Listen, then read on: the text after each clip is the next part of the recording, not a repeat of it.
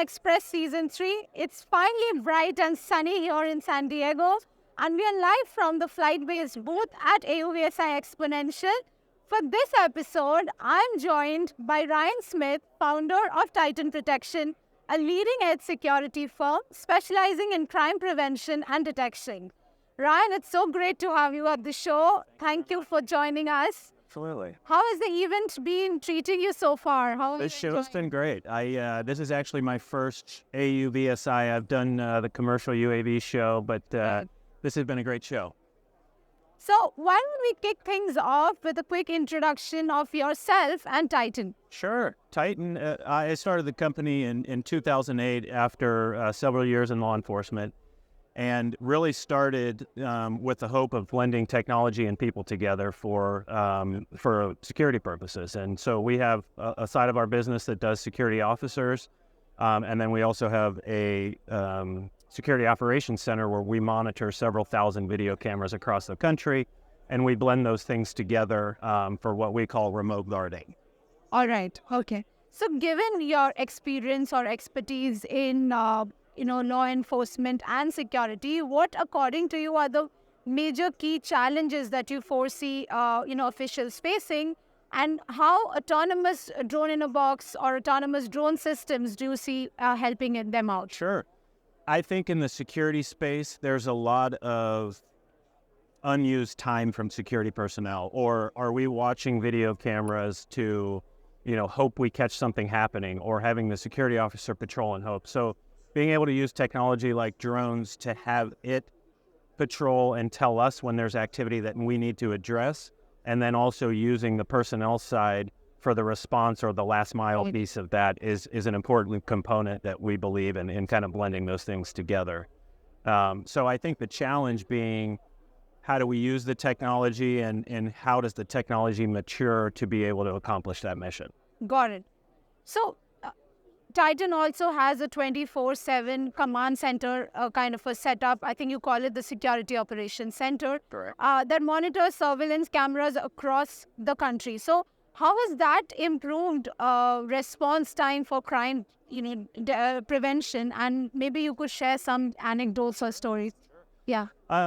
It allows us, and kind of our tagline is stop only recording crime, because traditionally you have a crime that happens, you go back and look at the video, it tells you basically what you already know. Somebody broke in, stole your stuff. So being able to interact in that in real time and have the camera tell us when there's something there, and then react to it, it gets a much better response from law enforcement, because we're not calling them with a blind alarm system that's gone off, or, we're describing something that's happening. And so we get many arrests through this, and I can think of several where we call the police, and our message to them is, we're looking at somebody and describe it, in real time. They have just broken a window, they've broken into something. So it gets a much better response from the police department for that reason. Right. I think I loved what you just said, that it's not just about recording, right? It's also about taking corrective action on it. So from your customer development deployments that you've done, so what kind of security operations do you see adoption happening? Is it primarily more for scheduled patrols, or also like for on-demand reaction and alarm-based responses, particularly autonomous? I would say both. When we do remote guarding, a lot of what we're doing is augmenting the security officer that may be sitting at a construction site. They may patrol every once in a while. What are they doing in between there? The camera systems and the sensors have multiple sets of eyes as opposed to one. So being able to put all those things together, again, for that response piece is important. But construction sites, car dealerships, these types of things is where we're, we don't want to replace. We still think there's a place for the people in this, ecosystem, but we want to focus their attention and become much more efficient with how they're responding and what they're doing with those things. So how much of it is being used for, 911 kind of response, or is it primarily like more remote sites, like you mentioned, car dealerships, which maybe cover a large area? So is it like a mix of both, or is it primarily more focused on emergency kind of a situation? Where it works very well in situations where people aren't supposed to be, because the mere detection of a person tells us something needs to happen. We can do an audio intervention, we can send the police, we can send our security people. But then there's also an aspect of right now we might patrol a shopping center where it's populated with people that should be there. So just the mere presence of somebody. So being able to do a patrol and have somebody in our command center watching that and doing the patrol virtually is much more efficient. It's much more cost effective. And then again, we're relying more on the people aspect for the response. So, I really do think it's both. We can do patrols proactively and let the system tell us when there's something there. We can use other sensors and let that happen. And we can also watch the patrol and look, in that shopping center, do we see suspicious activity? Are there, somebody around a car or groups of people loitering type of thing? So I really think it's a combination of all of it. Yes. So one question regarding that, drones are just one of the hardware systems that facilitate these security operations. What kind of other systems do you think need to be in place for it to function effectively? Are there requirements for AI-based response or mitigation measures? So what are your Sure. It takes a lot of difference, and I wouldn't say there's a one-size-fits-all. We run into some challenges with, say we're watching a parking lot where a customer has their assets, whether it be vehicles or a product or anything of that nature. The challenge that can sometimes exist is right now we use cameras, we use solar-powered camera trailers and different things.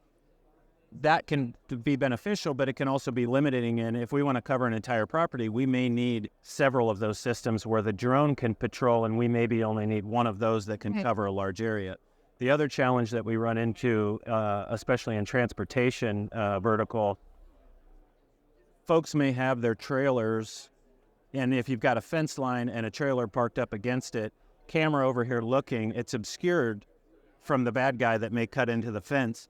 So the drone being able to do a patrol is really helpful in that scenario where we can patrol perimeters and blind spots instead of needing multiple cameras. But I will say the layered approach of all of these things working together is usually where we're seeing success.